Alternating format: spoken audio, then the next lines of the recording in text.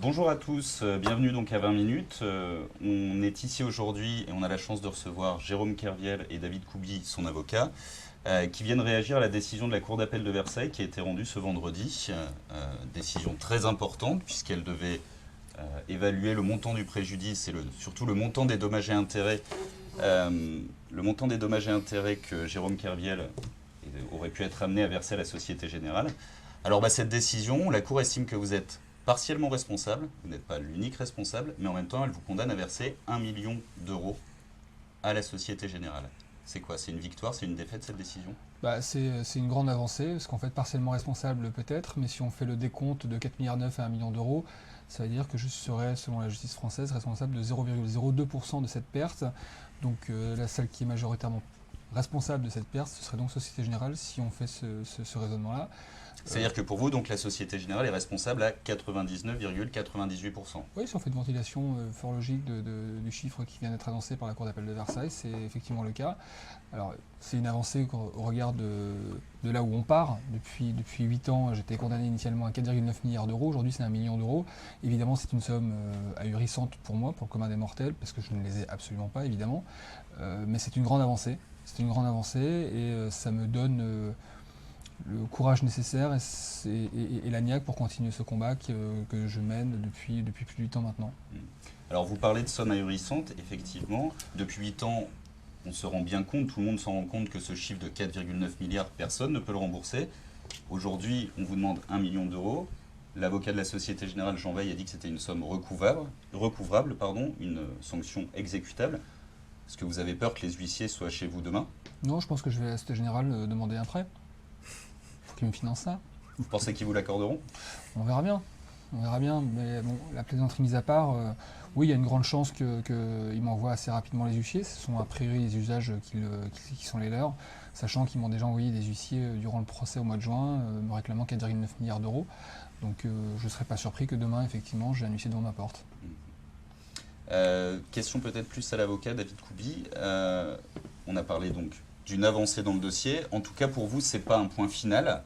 Cette décision qui a été rendue aujourd'hui, c'est pas 8 ans après le point final du dossier Kerviel. Vous allez continuer à vous battre, peut-être déjà sur cette somme d'1 million de dommages et intérêts qui vous est demandé. Est-ce que vous allez vous pourvoir en cassation sur cette question, ou est-ce que vous allez la contester en justice? Et est-ce que derrière cette éventualité d'un procès en révision prend encore un peu plus de corps avec la décision qui a été rendue aujourd'hui? Je comprends vos questions. Laissez-moi être clair. Le point final, il est clair, il est précis. Il peut advenir de deux manières. La première des manières, et c'est celle qui nous va le mieux, je ne pense pas engager Jérôme contre son gré en disant cela, c'est une reconnaissance pleine et entière de la justice, des responsabilités et des torts de la Société Générale. Ça, c'est la première façon. Donc une réhabilitation complète au plan pénal et civil de Jérôme Kerviel. La deuxième manière, ce serait des excuses de Société Générale qui seraient publiques et un dédommagement qui serait lui aussi public pour les torts que cette banque a causés à son ancien salarié. Donc tant que vous n'êtes pas au courant que l'une des deux façons que je viens d'exposer est advenue, il n'y a pas de point final. Donc la décision d'aujourd'hui ne nous engage en rien à arrêter ce que nous sommes en train de faire au plan judiciaire et aussi médiatique. On y reviendra parce que ça nous est beaucoup querellé, cet aspect-là. On nous dit « Oh, c'est une croisade médiatique », mais regardez, on dirait qu'elle fonctionne. Parce que pour ces petits dossiers de magouille, comme celui dans lequel nous sommes impliqués et dans celui pour lequel je défends Jérôme Kerviel, si vous ne faites pas appel aux médias, les manigances de ces gens-là continuent toujours à prospérer dans le noir. Donc, on est dans un dispositif tout à fait clair où c'était une affaire à 5 milliards d'euros, enfin plus précisément 4,9 milliards d'euros. Aujourd'hui, on vous dit c'est 1 million. Ben, c'est pas la même histoire. Alors, est-ce que vous pouvez justement nous fournir une explication sur ce chiffre de 1 million? D'où sort-il finalement? Pourquoi le juge a décidé 1 million et pas 2 ou pas 1 euro symbolique de dommages et intérêts? Comment est-ce qu'il passe finalement d'un préjudice qui était estimé par la banque à 4,9 milliards d'euros, préjudice que vous contestez par ailleurs, à 1 million d'euros? Vous faites bien de le dire comme ça, estimé par la banque. Parce qu'à date, si on reprend les choses un peu chronologiquement, il n'existe pas d'expert indépendant qui serait un expert judiciaire qui serait venu dans ce dossier nous dire le préjudice de la banque a considéré qu'il existe est bien à hauteur de 4,9 milliards d'euros. Donc c'est bien une estimation. Alors, juste une parenthèse sur cette question du préjudice, donc des 4,9 milliards d'euros. Vous aviez demandé une expertise indépendante. Tout à fait. Elle vous a encore aujourd'hui été refusée par la Cour d'appel de Versailles. Oui, parce que vous savez, dans ce dossier, il vaut mieux qu'on ne regarde pas dans les comptes de Société Générale. Apparemment, il y a des choses dans les comptes de Société Générale qui ne doivent pas être vues. Pardon. Parce que dans un dossier classique en droit français, pour les gens qui nous regardent et qui nous suivent là, eh bien, on dit j'ai un préjudice, on doit rapporter la preuve de l'existence et du montant de ce préjudice, et puis ensuite, la justice décide de vous dédommager ou pas. Là, on a sauté la case de la preuve, on arrive, on dit je suis Société Générale, j'ai un préjudice de 4,9 milliards d'euros, et c'est accordé puisque c'est un dossier où il suffit pour la banque de prétendre pour être cru. Question pour Jérôme Kerviel, parce qu'on le voit, c'est un dossier qui est extrêmêmement complexe, extrêmement long, ça fait 8 ans. Il y a des échéances judiciaires régulières, on parle de gros montants. Est-ce que vous n'en avez pas assez de tout ça finalement? Est-ce qu'à un moment donné, vous ne vous dites pas j'ai envie de retrouver un peu de tranquillité, un peu de sérénité, peut-être que je vais baisser les bras, mais c'est aussi peut-être pour ma santé, pour ma vie personnelle. Est-ce que vous n'en avez pas marre? Évidemment qu'il y a des moments où il y a des phases de découragement. Est-ce qu'il y a des moments où j'en ai marre? Oui, évidemment. Maintenant, au-delà des promesses que j'ai pu faire à mes proches qui ont été impactés par cette affaire depuis 8 ans et à qui j'ai promis de ne pas lâcher, entre-temps, se sont greffées des personnes qui ont mis leur carrière en jeu et en péril pour servir la vérité. Je pense à Philippe Houet, Sylvain Passemard, qui ont été licenciés suite à leur témoignage en 2012. Et je pense plus récemment à Nathalie Leroy, la commandante de police, qui a fait toute l'enquête, qui est une lanceuse d'alerte et qui a été brûlée, si vous me permettez l'expression, médiatiquement, et notamment par sa hiérarchie. Voilà, ces gens-là qui se sont impliqués pour servir la vérité, qui aujourd'hui sont mis parfois au banc de leur profession. Aujourd'hui, pour ces gens-là, je n'ai pas le droit d'abandonner et je n'ai pas le droit de baisser les bras. Et je dois être fort et courageux pour eux aussi et pour moi après. Donc l'idée d'arrêter là maintenant n'est pas du tout sur la table. Au contraire, ça me donne encore plus de courage pour continuer. Et est-ce que vous pensez que ce courage dont vous faites preuve à l'heure actuelle, est-ce que l'État, les hommes politiques, vont peut-être aussi un jour avoir le courage de demander à la Banque des comptes sur cette affaire? Parce qu'il y a cet enjeu fiscal, on n'en a pas encore parlé, mais la banque, la Société Générale, a bénéficié d'une ristourne de 2,197 milliards d'euros au titre des pertes exceptionnelles que l'affaire Kerviel lui a fait subir. Et là, cette décision qui a été rendue aujourd'hui là, fait que normalement, le ministère de l'Économie et des Finances devrait être en ligne et en discussion avec la Société Générale pour que la Société Générale leur fasse immédiatement le chèque de 2,2 milliards qui est dû aux contribuables français et à l'État français. Donc ce sera bien d'aller recouvrir chez moi le million d'euros auquel je viens d'être condamné aujourd'hui, mais j'espère que de la même façon, l'État français enverra des huissiers à la Société Générale pour récupérer 2,2 milliards qui seront aussi promptes à le faire que la Société Générale sera prompte à le faire pour moi. Vous y croyez, David Koubi, vous y croyez à cette éventualité? Alors, le ministère dont vous parlez est dirigé par Michel Sapin.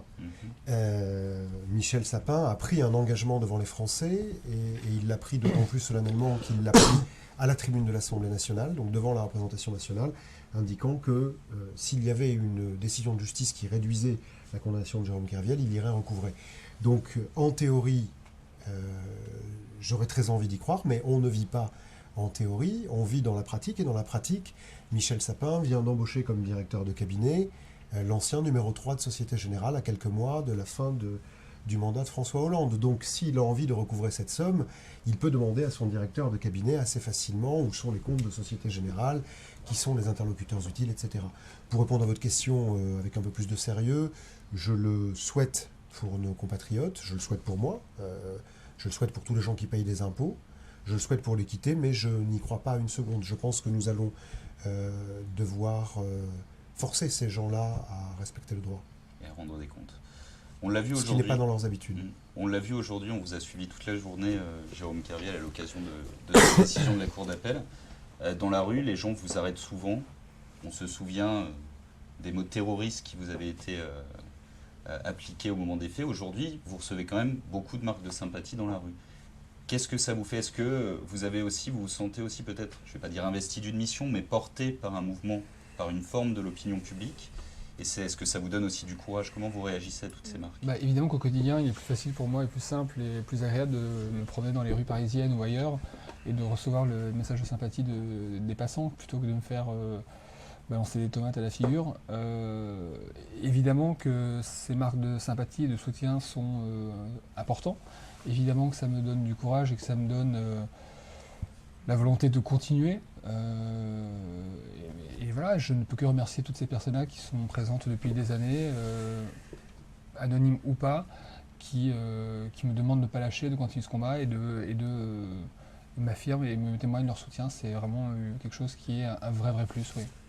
Et si vous pouviez revenir en arrière entre votre vie de 2006-2007, avant que toute l'affaire n'éclate, cette espèce d'engrenage dans lequel vous étiez, cette frénésie sur les marchés financiers, et celle aujourd'hui qui est sans doute très difficile à supporter? Bah, la vie au quotidien est plus difficile à supporter, effectivement, mais pour rien au monde, je regrette ce qui s'est passé. Finalement, à certains égards, évidemment pas à tout, mais à certains égards, je suis plus heureux aujourd'hui que je n'aurais pu l'être dans mon ancien métier. Je suis plus épanoui et plus ouvert à d'autres choses.